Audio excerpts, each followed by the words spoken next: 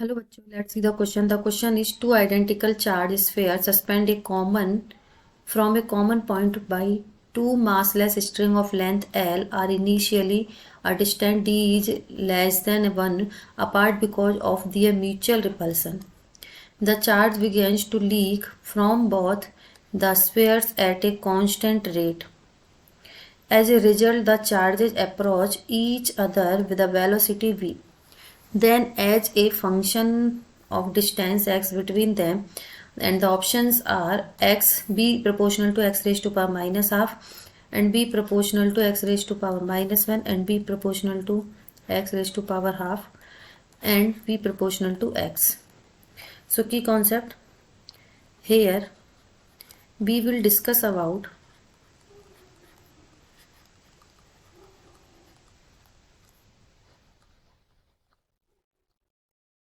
the equilibrium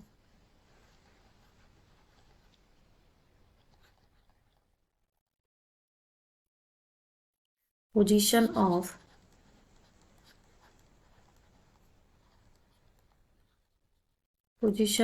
the two sphere. ठीक है. So let's draw a figure.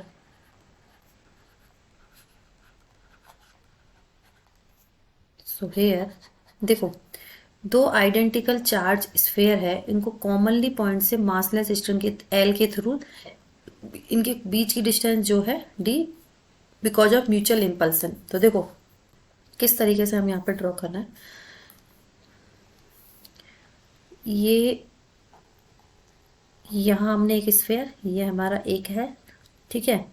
इन दोनों के बीच की डिस्टेंस हमें गिवन है डी के थ्रू, ये बंधे हुए रिपल्स है.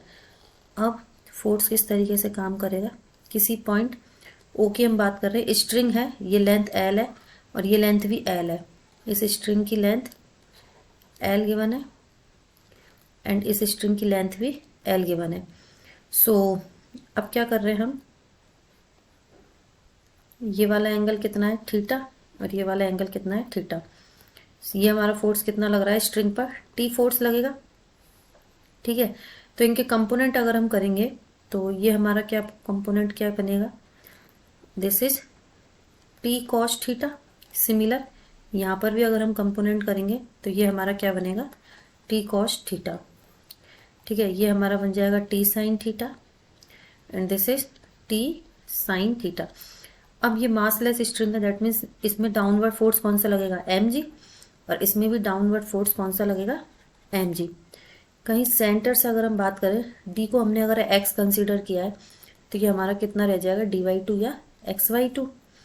ठीक है. और देखो आइडेंटिकल चार्ज स्पेयर है, तो यहाँ हम क्या कर रहे हैं, ये चार्ज है तो चार्ज की वजह से दूर की ओर फोर्स लगेगा एफ. पॉजिटिव चार्ज है, इसमें भी दूर की तरफ से फोर्स लगेगा एफ. ओके. सो लेंथ हमने कंसीडर कर ही लिया स्ट्रिंग की. अब हम पॉइंट्स के नाम दे देते हैं, ये हमारा ए है, ये बी है, ये सी है. ठीक है. अब हम फिगर के अकॉर्डिंग फोर्स यहाँ पर डिस्कस करेंगे. पहला हम देख पा रहे हैं टी कॉस थीटा और एम जी इक्वल होने चाहिए. So here T cos theta is equal to M G and T sine theta is equal to F.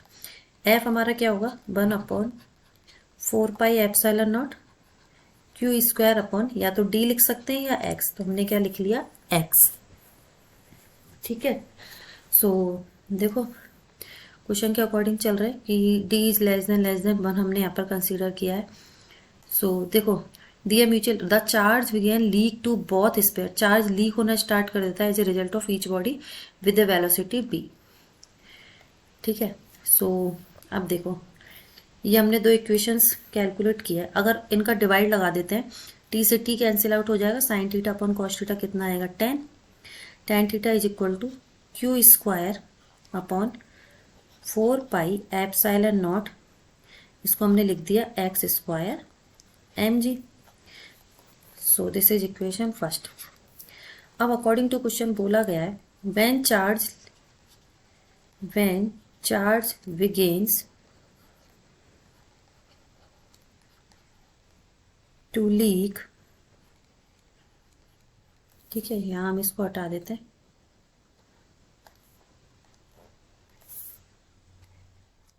अगर चार्ज लीक होना स्टार्ट करेगा, कहाँ से कर रहा है? From both the sphere,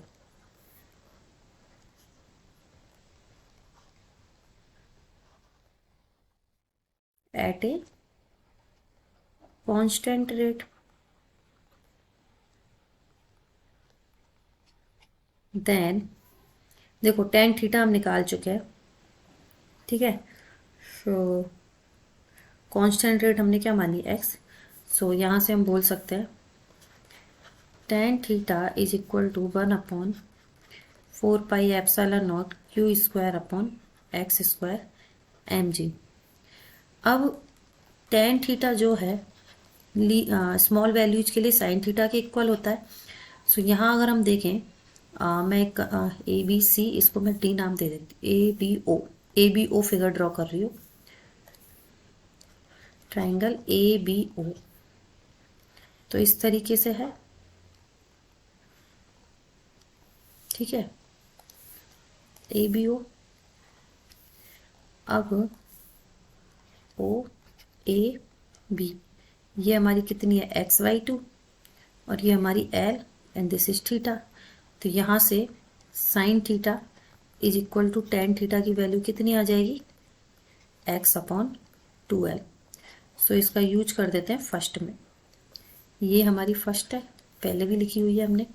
so now कितना आ जाएगा यहाँ से? एक्स अपॉन 2l, यही है हमारा X upon 2l is equal to 1/4 pi epsilon not Q square upon X square M G. So यहाँ से X upon 2l is proportional to क्या रह जाएगा? Q square upon X square, या फिर हम बोल सकते हैं Q square is proportional to X raise to power Q, Q is proportional to X raise to power 3/2। दोनों तरफ टी के रिस्पेक्ट में डिफ्रेंशिएट कर देते हैं, तो ये कितना रह जाएगा? D Q upon D T is proportional to 3/2 X raise to power half D X D T, या फिर डी एक्स डी टी हमारा क्या होता है? वेलोसिटी। कितना हो जाएगा? D Q D T proportional to 3/2 X raise to power half V, otherwise V is proportional to X raise to power minus half, क्योंकि यहाँ बोला गया है charge leakage as the constant rate, तो ये हमारा क्या हो जाएगा? कांस्टेंट हो जाएगा। So the final answer is V is proportional to X raise to power minus half, that is option A. Hope you understood it well, best of luck.